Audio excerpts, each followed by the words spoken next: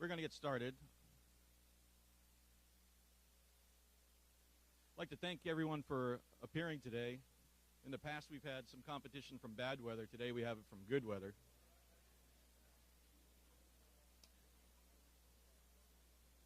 Just a couple of housekeeping notes. Ladies' room is upstairs that side. Men's room is upstairs that side.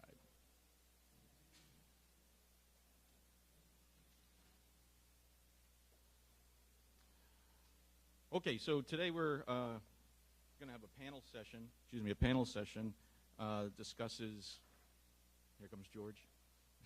We're not going to start without you, George. I promise. Let's start that discusses the status, present, and future of online education here at CUNY. There was a task force that was developed, and we're going to discuss what happened, what the drivers were, and we've got 4 panelists here that will give us their observations of the present and the future. In the interest of time, because we are running a little bit behind, I'm going to forego introductions, have them introduce themselves, and if you want to read more about them, there is something in the program, little bios in there. So, please, George. Just the introduction? Just the introduction. I'm here as the University Director of Academic Technology for CUNY. When people write to me, especially vendors, addressing me with that title, I have a boilerplate. I say, you're confusing me with somebody with staff and a budget. So I'm sort of a cheerleader in that capacity. I also have another job, which is I'm the Chief Academic Officer of the CUNY School of Professional Studies, where I like to think you can see what I can do with staff and a budget. Good afternoon. I'm Christine Mangino, Provost and Vice President for Academic Affairs at Ostos Community College.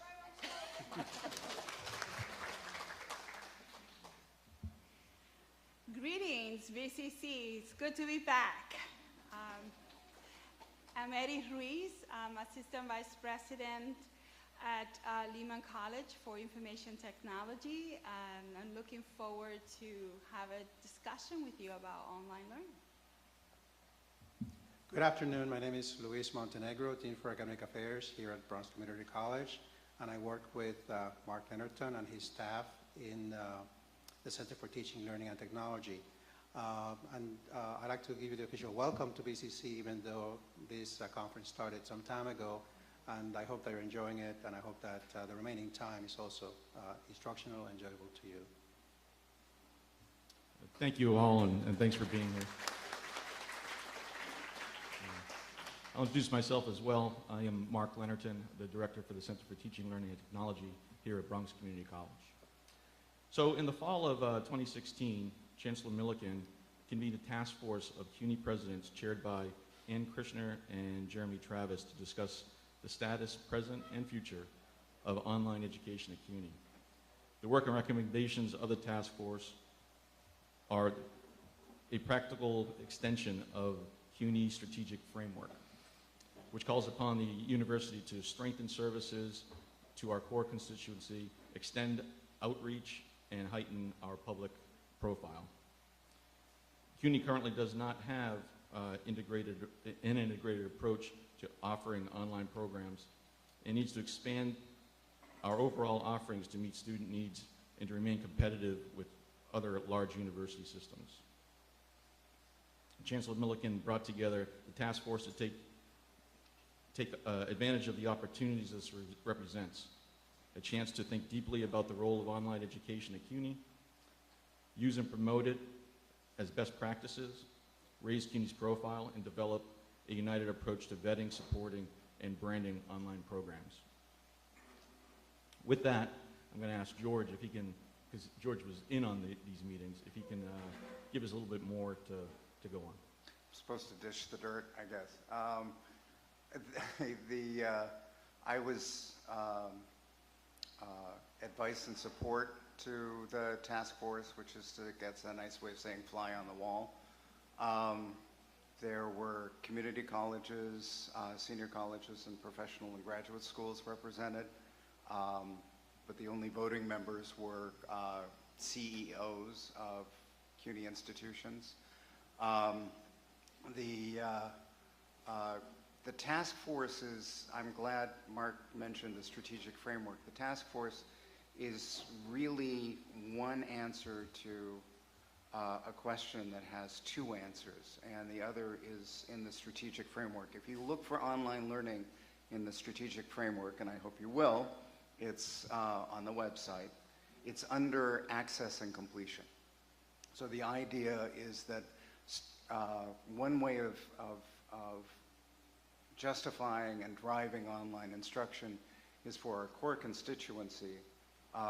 These are students who, many of whom work, almost all of whom commute, many of whom have other family or parental obligations, and could take more credits and advance more quickly to graduation if they could take online courses as well as face-to-face courses.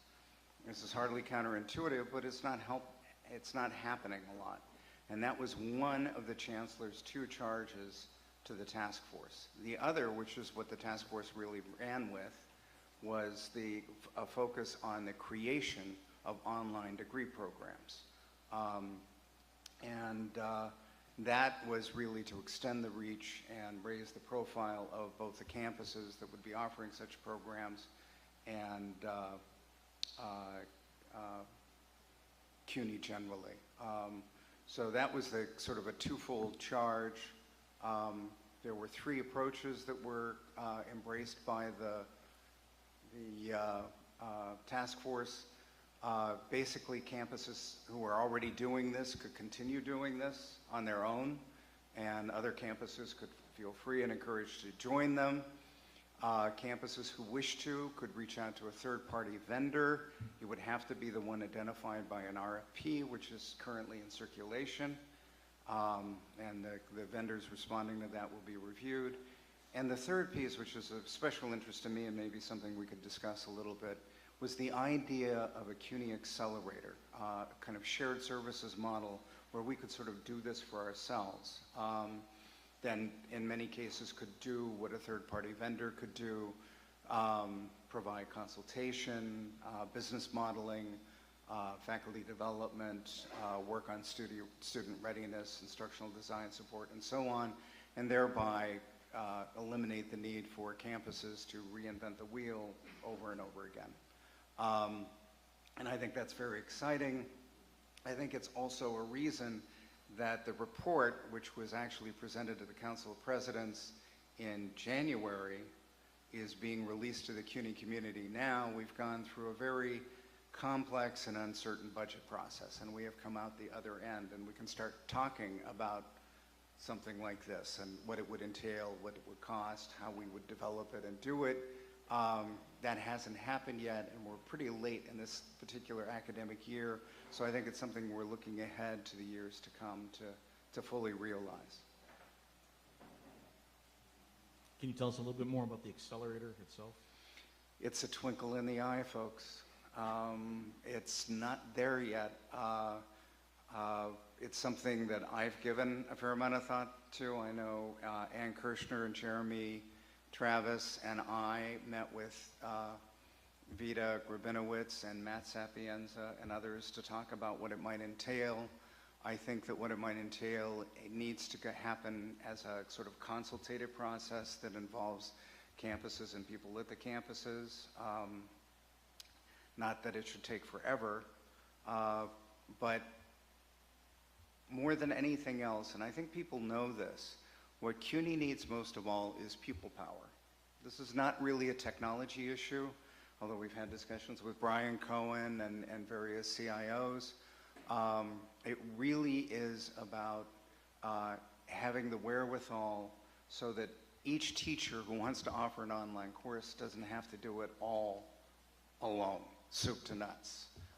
There needs to be support for this.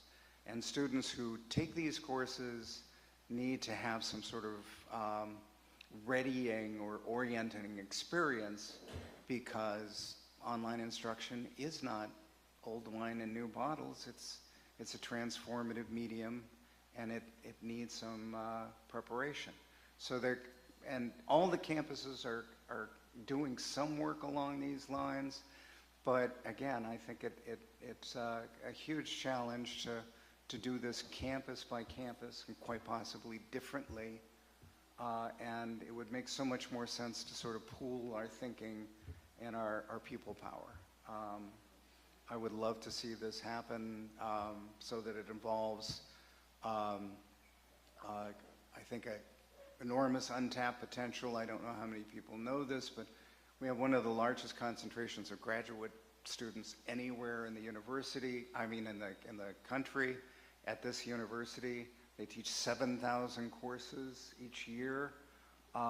Think how many of them are tech savvy to begin with, how many of them already have experience with stuff like this, and how many might be pulled in on the model of something like the CUNY Writing Fellows or the Instructional Technology Fellows to support work like this. So that's one of many things I think we need to think about if we think about a shared services model.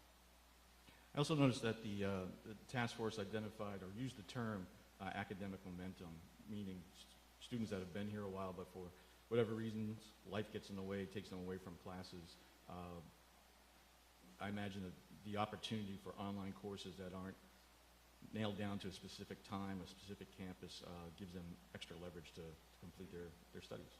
That would certainly be the hope, and I think it's probably already occurred to you that the Excelsior Scholarship has sort of ratcheted the hope up because there'd be new pressure on students to take as many courses and credits as possible.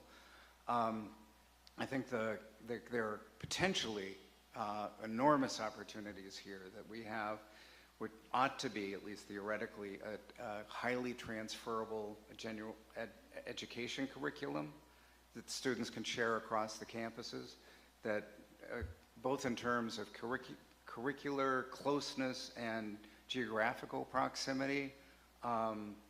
There's every reason to suppose that cross-institutional enrollment of one kind or another wouldn't have to all be online, could allow students to get past gaps and bottlenecks and whatever obstacles are in their way, if, big if, we could make it easier to do cross-institutional enrollment. And I think there are obstacles that we simply have to move. Some of them, the e-permit process is not all that it should be, and I think everybody understands that. I think there has to be a greater openness on the part of campuses to accept transfer credit, and some of that may need to be leveraged by the central office. I think in many ways the Bronx borough is a wonderful exception to that, a kind of wonderful collaboration among campuses. It doesn't necessarily always happen throughout the rest of CUNY, but it's not hard to imagine how this could make all the difference to students if they took 3 or 4 courses, but they got themselves to 15 credits or to 12 credits or whatever it was. How many students could move from part-time to full-time if they could be guaranteed courses, especially courses that would be guaranteed not to conflict with anything else going on in their lives, as long as they could find the time to do the work. Christina, thinking about that just a little bit more, when I mentioned academic momentum, I meant for second, third year students that just weren't finishing. But I imagine the same goes, as George just mentioned, for brand new students that have to maintain that full-time credit burden. Can you comment on what it would be like at Hostos to try to take that on? Yeah, I think we do this currently. We have a number of online courses, but not enough for every student in every area that needs to happen. So if they can do it through an e-permit or through an easier way across campus, if it's a first-year student who, they have a job, they have to pick their children up from a certain time, so they can't take the course that we're offering on campus at the time, that they can do it online from somewhere else, that would be wonderful.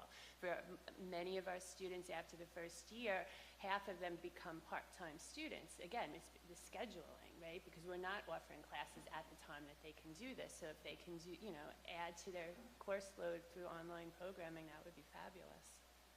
And again, leveraging other campuses' ability to present an online course, we help help each other out. Right, because what I was saying earlier is that, we created an online program back in 2008 in early childhood but it's only sustained by as long as there's shepherds through there to hold to make sure that all the courses are constantly being offered. So if a faculty member retires who was teaching our biology class, for instance, and now you don't have a biology professor who is comfortable teaching an online bio class, if you can take it in another campus where there are the faculty resources, that would again help sustain not just the students' momentum, but your offerings.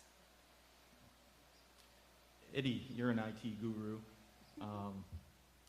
How do you think this would affect our infrastructure going down the road? Well, that's a very good question. I always think that when we look about how do we expand our online offerings and the structure that needs to support that online offering, it doesn't just affect your online students. So when you are trying to improve, let's say, for instance, help desk hours and increase the number of hours and the services, or doing more self-service applications so the students can help themselves instead of having to come in person, when you improve those processes for online, you're actually improving them for your face-to-face students. This is something that we are actively engaged at Lehman. We are constantly looking for frictions for our students, faculty, and staff, and how we can remove them. So in addition to having the infrastructure, that when we hear the word infrastructure, we think of, internet, of course. That's basic, and that we need to have that resolved already. And if we don't, then we are in really deep trouble. And I think that CUNY has really done a lot to improve that, and the colleges as well. For us, internet access and wireless is not a major issue anymore. But now we move to applications, and we move to students having issues with different passwords. Many of them come in. That's the one area we want to self-service. Don't come in because you need to change your password. Imagine being online in the middle of the night and you need access to your email. You want to be able to do this yourself. So those are the areas that we're looking. We're working closely with our online Office of Online Education to integrate the services and to make sure that we are ready to support them. We have several online programs that have been approved, and that's another aspect that we're doing, is moving from just offering courses, but also having fully approved programs that the student can do fully online. And we have one of our signature one, it's the Bachelor's in Nursing. We have a gifted education certificate. We have a master's in business. And so the emphasis is on those programs so students can fully finish their degree online. Quality of those courses is also very important. Thank you. Louis, Eddie mentioned some of the infrastructure, electronic infrastructure that's required, and how it should be in place and may need to grow in different forms. What about brick and mortar infrastructure? What about the classrooms themselves? I know there's a shortage. How will something like this help in that area? That discussion is for you? Just for Louis. For Luis. I think Eddie touched upon the impact on our services to our brick and mortar spaces that originate from services that are provided for online students. And one of the things that she touched upon was the need to develop solutions for students that allow them to be self-served, that benefit clearly the online students, but also clearly benefit our rest of the students. It's important to recognize our students come from a different place from what we came from, certainly from what I came from. They expect things to be available 24/7. They expect things to be available through any medium, tablet, mobile phone. regardless of whether they're sitting in the classroom or taking instruction in the park or at home. And we have to recognize that whatever we do for online instruction will impact the expectations of our face-to-face students, not only on instruction, but also on support services and on both academic and non-academic. It's really a transformation on how we see ourselves as an institution, and a transformation on how we expect to provide those services to our students.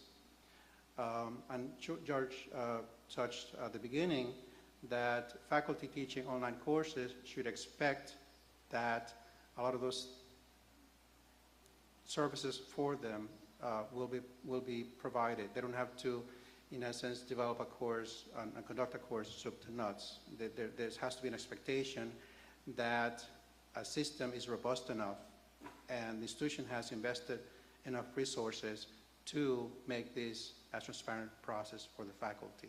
So online instruction, if it's done well and if it's done effectively, has to be a seamless process for both faculty that teach these courses as well as for students. Just to sort of frame the question, how many of you here have taught a synchronous course, online or hybrid? The first time you taught it, was it an easy experience? No. Of course, I expected that answer. A lot of times the challenge is to run a course the first time in a different modality is that the systems to support you aren't there. Scheduling is not informed, or CUNY First doesn't provide the right information for both faculty or the students enrolled in the courses. So if you have that experience and you are the early adopters, you're the ones that thrive on your failures to try again. A lot of faculty are not like that. Therefore, if we develop full-time degree programs, there will be faculty that will be asked to develop suites of courses, modalities of courses, that they're not comfortable developing unless they have the right support, from design to implementation to running the course to all of the support structure that needs to be in place for them to do all the things that they need to do.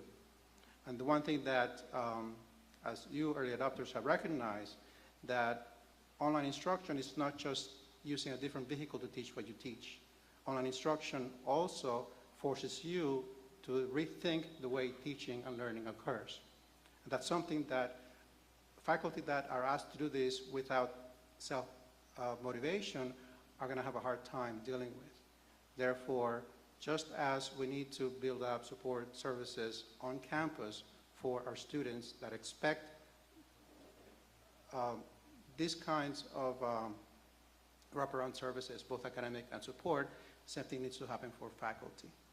Faculty that are coming in and asked to teach online courses, and they're not willing initially to do so, need to have someone that can walk them through the process, that this is really a rethink of the way that you teach, and a rethink of the way that your student learns as well. And that's always important to have that in mind as you roll this out, because faculty development is crucial to build institutional capacity for change to be able to do this effectively. Yeah, I imagine that we don't just flip a switch and then all of a sudden everybody's teaching online. And you mentioned some of the modalities. I'm going to pop them up here. It might be a little bit of an eye chart to read, but these are available everywhere. This is the CUNY definitions for these modalities. Of course, in person, we're all pretty comfortable with that. Most of us probably teach web enhanced in one way, shape, or form. And then we get into the hybrid area, and then of course fully online. George, when the task force is focusing on its charge, was the hybrid included, or was it just considered to be fully online that we were talking about for these degrees? At the Chancellor's request, we did focus on fully online. Because I know a lot of people in this room, there are a number of people in this room who know how much I like the hybrid model as sort of the best of both worlds, but the idea of really extending reach, of going global, of raising the profile with national and even international possibilities for enrollment is predicated on being fully online. The other challenge about hybrid, and some of us have participated in this, is that hybrid isn't a mode, it's a spectrum of modes. And it's also a wonderful sort of locus and focus of pedagogical experimentation. That's all wonderful. It's also very hard to scale up and sustain because it doesn't fit a definition. It's hard to standardize expectations, not least of all those of the students, around hybrids. And I think one of the things that we'll have to think about as we move forward with those courses is how they help to extend capacity. How a clearer, more standard definition of hybrids, a kind of half the time in class, half the time not, allows for the conservation of classroom space, real planning on the part of the students about how that fits in their schedule and things like that, and not just a decision on the part of the instructor, as fun as that might be, to decide what's going to be online and what's going to be face-to-face this week. That said, I think that has to be part of the thought going forward. I would just say that I've looked at models elsewhere, and what typically happens is that people who are interested in extending the possibilities and innovating typically go to a hybrid model and then realize, heck, I could do this fully online, and tend to move more in that direction. I've seen it happen at places like the University of Central Florida, and not only that, but increase enrollment significantly that would be actually negative enrollment if you took online and hybrid out. But one of the things that they've seen over and over again is that many of the people who begin with online move to hybrid, and the saying there is, for Web Enhanced, what they used to have a designation for, that's episode 139 in Star Trek, which if you're a Trekkie is the trouble with tribbles. After a while, everybody's doing it, so why count that anymore? I think we're moving to a future where all of the instruction will be to some extent tech mediated, and the real question is, where are the benefits for the institution above all the students? Christine, thinking about advisement and how we not only bring our teachers into the fold, but our advisors, and then advise our students accurately, what challenges do you see ahead? I think one of the things that we've seen is that students, take a class and don't realize that it's hybrid. They saw it as, oh, it only meets once a week, so this is a really great section to take. So it's not until the first day of class that they realize that there is, half of the course and their responsibility to be online. So I think part of our, work with our advisors to make sure that the advisors are communicating that effectively with students, and that they realize it's not just take this online course because it'll fit in your schedule, but that there's still a lot of work so not only is it the 3 hours of work that you would have been in class that you need to schedule outside of class time, but it's also the amount of homework that you're going to need to do on top of that class. And kind of piggybacking onto that, Eddie, we've got this white elephant, CUNY First. How do we find classes that are different modalities of teaching instruction? It has been varied in the course attributes, so if the student, drills down to a certain point, but we now have a pop-up window, I believe, on our campus that it actually says, hey, this is online, do you realize that this is what you're really registering for and what the responsibility is for that? Eddie, is CUNY First changeable? Can we make it more friendly in the... You have to ask that question. I did. Well, when the university implemented CUNY First, it was with the idea that we will not do a lot of customization because, one, the cost, and also every time you upgrade to a new version, you have to take care of all those changes that you make.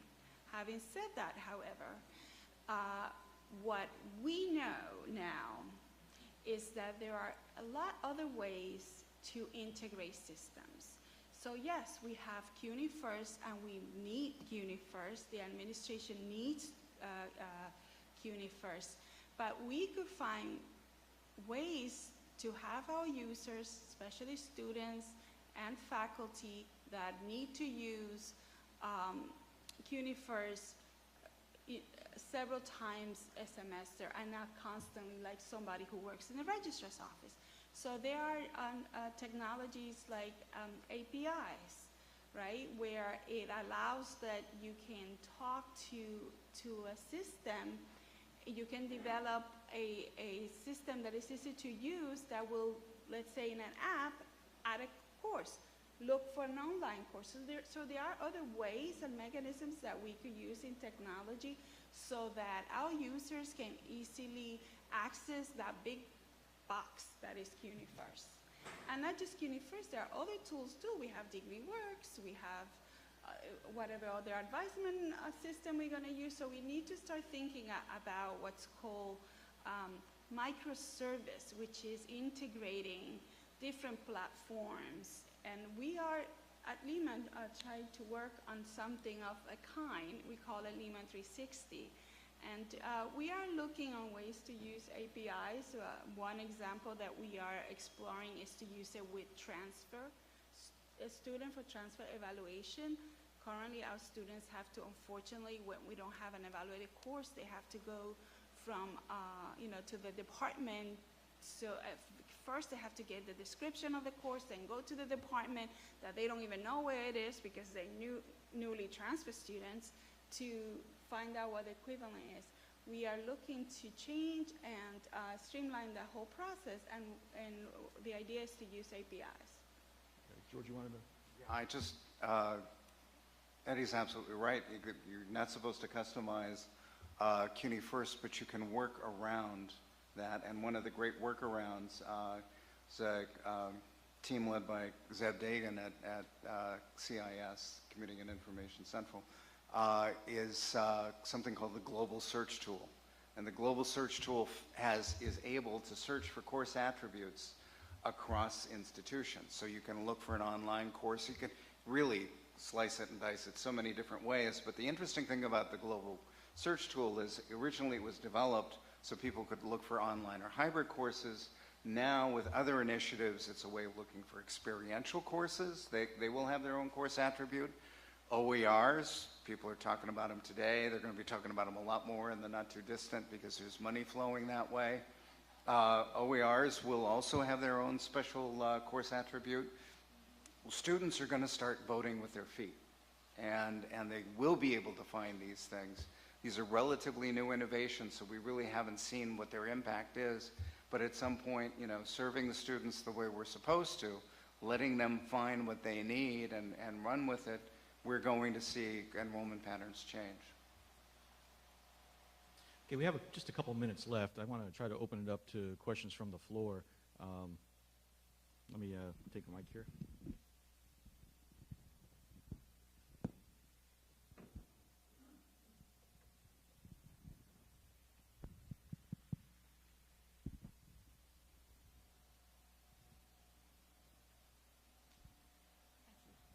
Thank you. I'm Ruru Rossman from BMCC. I have a bit of a question, kind of an observation. So it seems to me that in terms of shared services, one of the areas that's really ripe for consideration is student support, right? So not only technical support, since we share Blackboard and CUNY First and a number of other programs, but also academic student support like online tutoring, right? So it might be interesting to have an online tutoring consortium so that we can share those sort of services across all the online courses. Also, student support in terms of succeeding in online courses, types of peer mentoring or other things like that. So I wonder if you've had any discussions or talked about that at all. Those are great ideas. We actually do, at SBS, participate in a tutoring consortium. One of the great things about it, and this is the way these so often work, it's called the Northeast Consortium. It's actually based in Connecticut. Is that you contribute tutors. You don't throw money at these things. This is not something that happens and for the self-aggrandizement of vendors, but it's a matter of sort of pooling tutoring capacity. And it's always seemed to me that CUNY, as wonderful as it is, if it behaved a little more like a university system, you know, could do things like 24/7 help desk support, and it's not that hard to do that. Tutoring is one of the great examples of that. I actually managed a little pilot called the e-tutoring pilot way back in the late years of the preceding century. It was that long ago. It was wonderfully successful, had enormous impact on the academic success of the students, and used almost no money at all, and relied primarily on graduate students, and disappeared entirely after this or that regime change. So I'm hoping that we can now get past that and surface ideas like Ruru's here to make that happen for everybody. One more.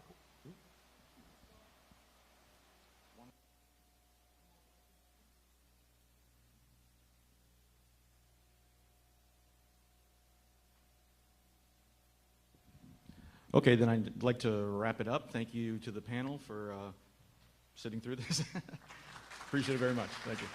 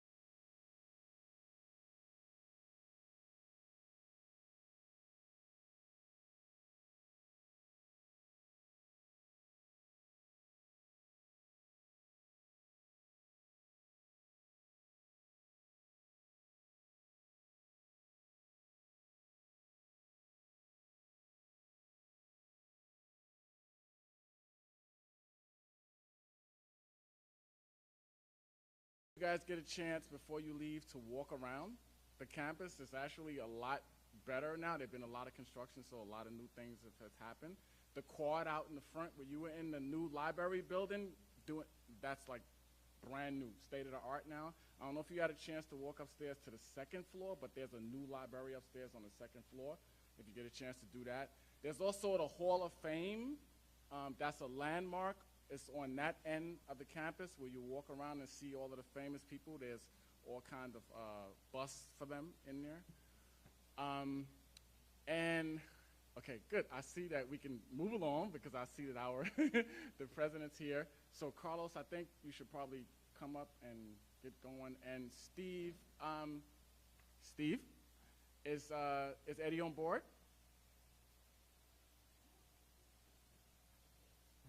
Okay, anyway. Thank you guys. Thank you. Good afternoon, everyone. So we're very happy to see a lot of faces, colleagues from different campuses, and it's a pleasure for us to host this event, and we just hope that you get to know other colleagues from other campuses and just collaborate, have conversations, and see what can be done in terms of enhancing teaching and learning. So I wanted to introduce our Provost and Vice President for Academic Affairs, Dr. Christine Mangino, to give some welcoming remarks.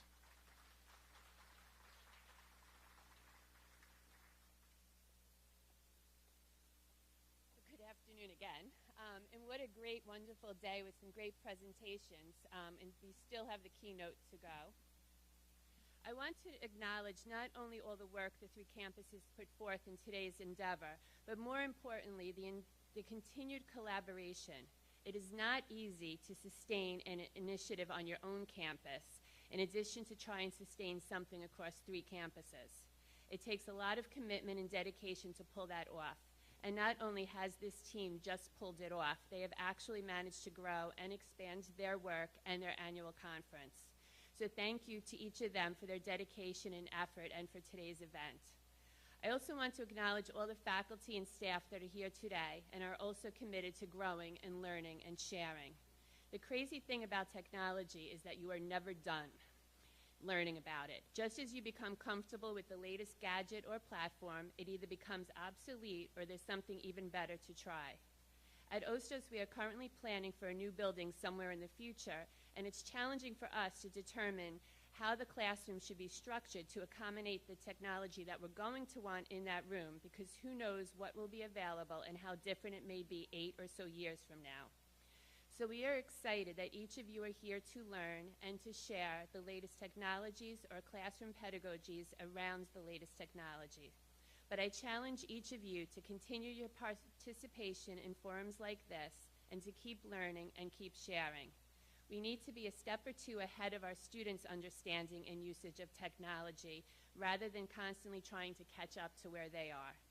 So enjoy your lunch and the rest of the sessions this afternoon. And a personal thank you to the OSTOS colleagues that are here today attending today's showcase.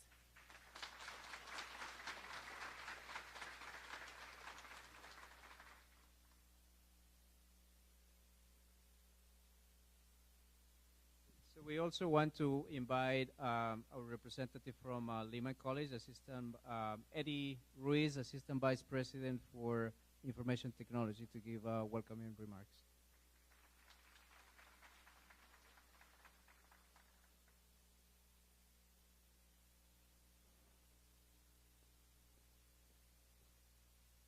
Hello, how's everybody?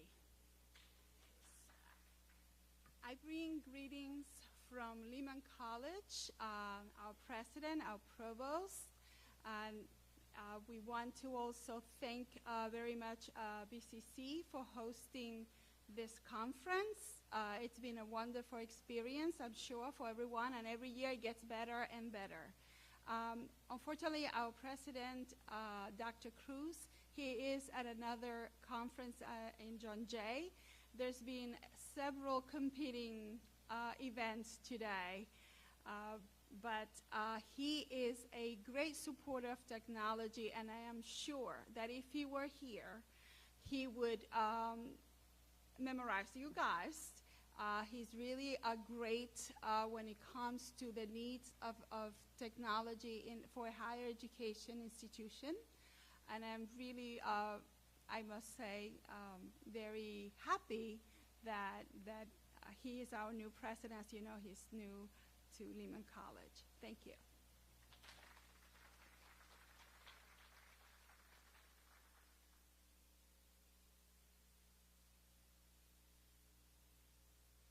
Thank you.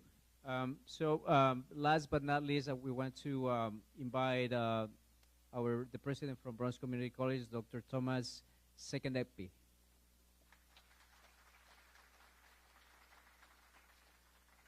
That's the first time somebody said my name right, so we're going to give him a round of applause for that.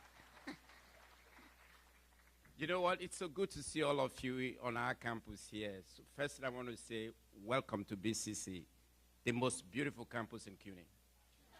you can on behalf of our faculty and students, truly it's a great pleasure to welcome all of you here today for this showcase. You know what's really important? I went to school way back. And when I went to school, the professor came in, basically, they delivered the lecture, we took notes, you came back to take the test, and that's it. But times have really changed. I'm sure we all know this. Our students want to be entertained, they want to be wowed, they want to be jazzed, and it's no longer just easy to just come in and deliver your lecture and you leave. With the advent of mobile phones, cell phones, iPhone, iDis, iDat, you know, times have really changed. And I think somebody said it earlier on, we got to keep up with the students. I can't assume that I'm going to come in, stand up and deliver and leave. I got to assume that my students won't be able to get the content on their cell phone. I got to assume that the students want me to do predictive analysis on them to find out which one is going to drop out of class first. I think this is where this workshop becomes very important.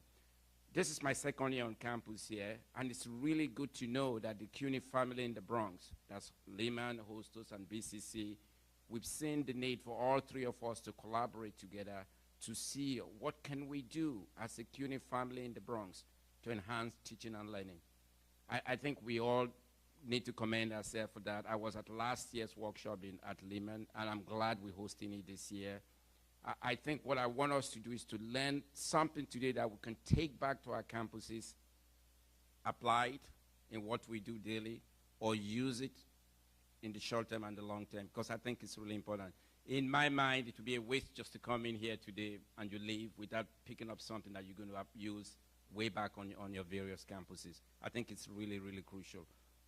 For our group of students that we deal with here, I know on our campus here, our students have a lot of challenges. And so it becomes incumbent upon us that we got to find a way to really make sure that they become successful in whatever they do. So it's my hope and expectation, too, that when you leave here today, you take up something you're going to take back. Now, let me go back to, we're celebrating our 60th anniversary this year as Bronx Community College.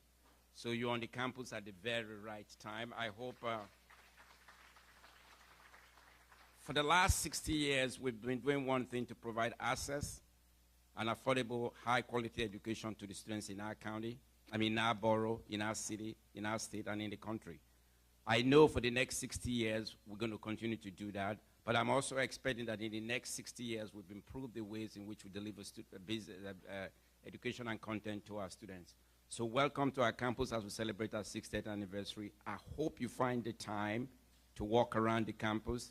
If you don't know, this is the old NYU.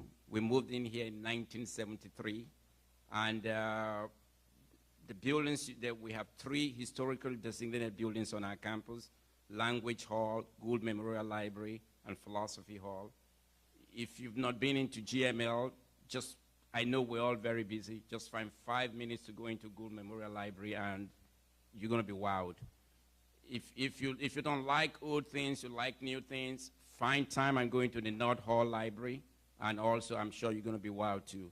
So my message to you today, after absorbing, after soaking all of the fact about technology here this afternoon, find 5 minutes to just walk around the campus, look at the beautiful buildings that were designed by Stanford White, and look at the new building that was done by Stan and Associate in the new library hall.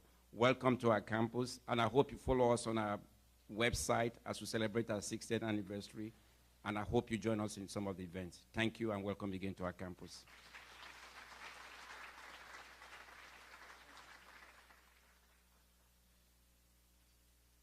So the president asked if we can, walk around the campus. So we want to do that now, or you want to eat lunch first? I couldn't help it. I had to say that. I forgot two things. One is I forgot to thank you guys for coming today. Okay, so give yourself a round of applause. The other thing is we want to give a thanks to Onyx. They're the sponsors for the lunch, right? So they're over there.